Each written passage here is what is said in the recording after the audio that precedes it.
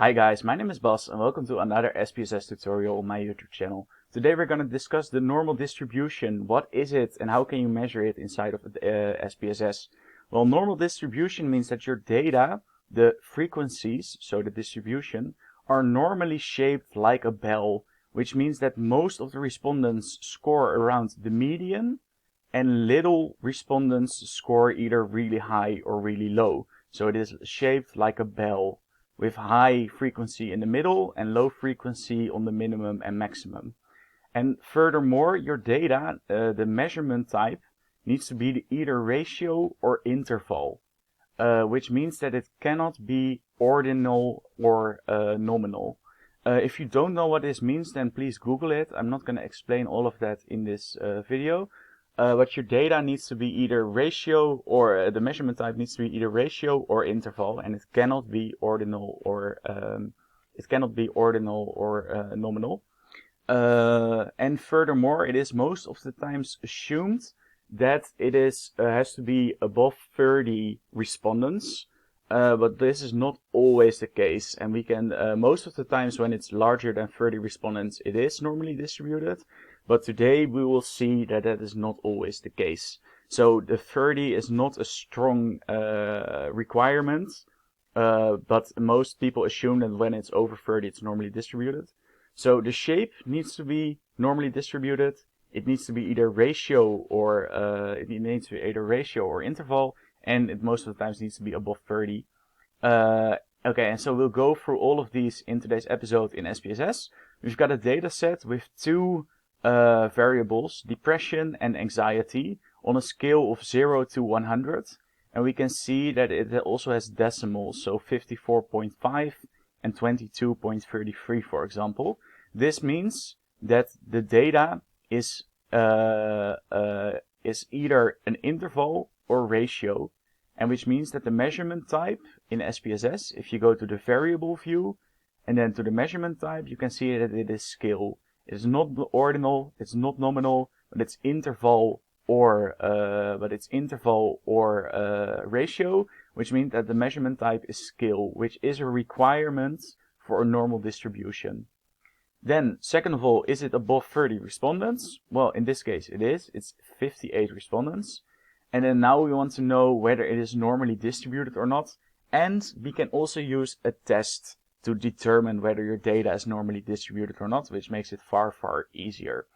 We go to Analyze, to Descriptive Statistics, to Explore, and then the dependent list is going to be depression and anxiety, so your dependent variables. Statistics we leave as it is, but plots, instead of vector levels together, we want no box plots. And instead of the stem and leaf descriptives, we want the histogram descriptives, and we want the normality plots with tests, and that's the most important one because we want to test. Then we press continue, then we press paste, then you can select the code in your syntax screen and you press the big green play button. Then your output will load, if the output loads over here, yes. And we can see the number of respondents, which is 58, which is larger than 30.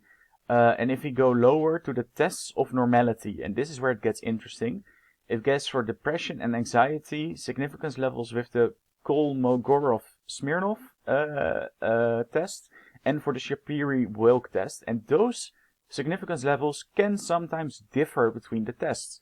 So I would recommend doing the Shapiro-Wilk test because it is statistically more reliable.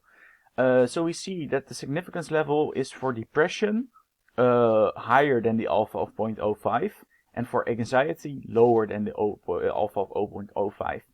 And the nil hypothesis is that the data is normally distributed.